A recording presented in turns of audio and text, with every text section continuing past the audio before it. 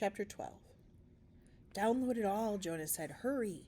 He and Catherine were at Chip's house because Chip's computer was in the basement, not right smack in the middle of the kitchen where anyone could see. Mom and Dad believed all those warnings about how kids shouldn't have privacy online. Jonah and Catherine had brought the cell phone and a cable with them, and Catherine was convinced that as soon as they got the pictures on the computer screen, everything would be big and clear and easy to read. They were trying to explain to Chip what they were about to show him. Didn't this Reardon dude have a copier? Chip asked, or a printer? Couldn't he have printed you an extra copy instead of making you take pictures? No, Jonah said. Mr. Reardon didn't give this to us. He wouldn't tell us squat. Catherine agreed. The file of papers came from a ghost. What? Jonah and Chip both said, almost exactly the same time. Jonah glared at his sister and added, So help me, Catherine. This is all weird enough. If you think it's funny to just make stuff up to make fun of me, I'm not making anything up, Catherine said, her eyes wide and innocent. Honest, that's what I was trying to tell you before. Why I got so scared. Didn't you wonder how the file ended up on Mr. Reardon's desk in the first place? Jonah hadn't thought to wonder that. There hadn't been time. Wasn't it one of the janitors, he began. Only if the janitors have supernatural powers. Catherine, Jonah complained. Really, Catherine said, when you went off to throw up. You threw up? Chip asked, intrigued. Too much Mountain Dew, Jonah said quickly, to make it clear that it hadn't been from nerves or anything like that. Anyhow, Catherine continued, I looked away from the hallway because I didn't want to see anything gross. And then right before you came back, this man just appeared. He was right beside Mr. Reardon's filing cabinet. But he took out the file, put it on Mr. Reardon's desk, and then he just vanished. Maybe you blinked, Jonah said. Twice. There was a cruel edge to his voice. He didn't need this. Not when he was already stressed out about what he was about to see on the computer screen. I didn't blink, Catherine said. I know what I saw. What did the ghost look like? Chip asked, kind of wavery and see-through. Amazing. He sounded like he was taking Catherine seriously. Maybe a little bit, Catherine said, tilting her head to the side thoughtfully. I mean, I didn't have time to look at him closely. He was wearing a gray sweatshirt and jeans, but he didn't look scruffy at all. She giggled a little. Really, he was kind of cute. Brown hair? Jonah asked, cut short, and greenish eyes with kind of crinkles around them?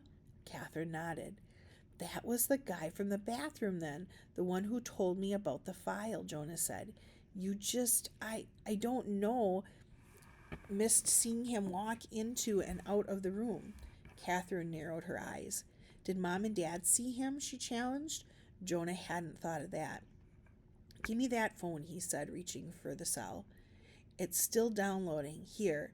Chip handed Jonah the cordless phone he'd used before to call Mr. Reardon. Jonah began carefully dialing their home number. Mom answered.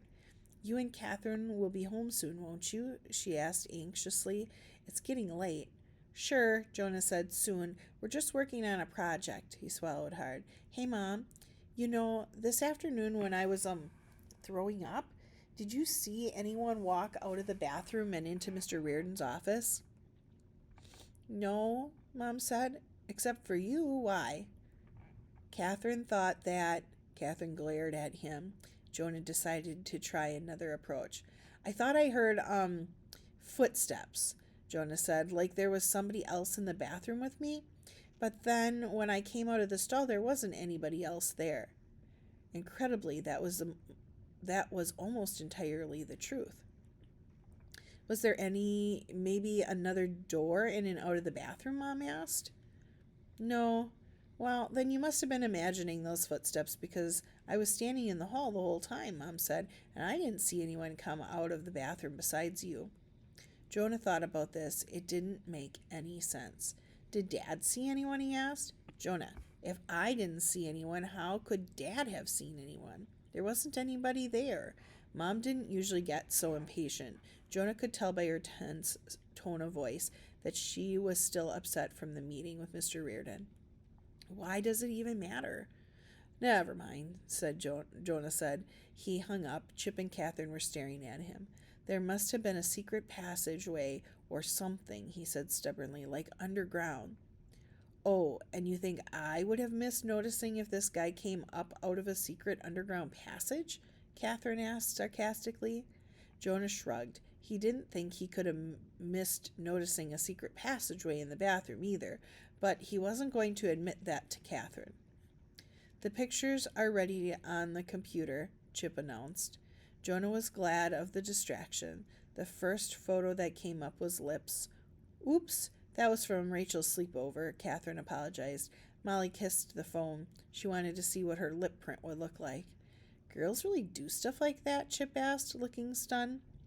Jonah thought Chip needed a sister of his own, so he'd know how stupid and disgusting it all was. Catherine skipped ahead through her pictures. She stopped on the first shot full of words. Witnesses, it said at the top. Then below, Angela Dupree, 812 Stonehenge Court, 513-555-0184. You only got one of the names? Jonah complained. The rest is in the next shot, Catherine said. I was trying to follow a pattern, 6 shots per page, right side, left side, then down. Jonah supposed he really should be impressed that Catherine could have been so methodical, only moments after seeing what she thought was a ghost. But he certainly wasn't going to tell her that. Catherine's angles were a little off, so she'd gotten only 2 shots with complete names and addresses and phone numbers, and the other 2 witnesses' names that could be pieced together from multiple shots. Jonah felt a wave of disappointment. What good does this do, he asked. These people could be witnesses to anything. They probably don't have any connection to me except that some strange guy in a bathroom went to mess with my mind. No, Chip said. Take a look at this.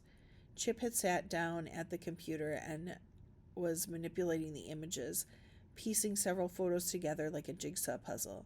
The second sheet of paper in the folder hadn't been witnesses, it had been titled survivors, and the last 2 names on the list were very familiar: Jonah Skidmore and Chip Winston.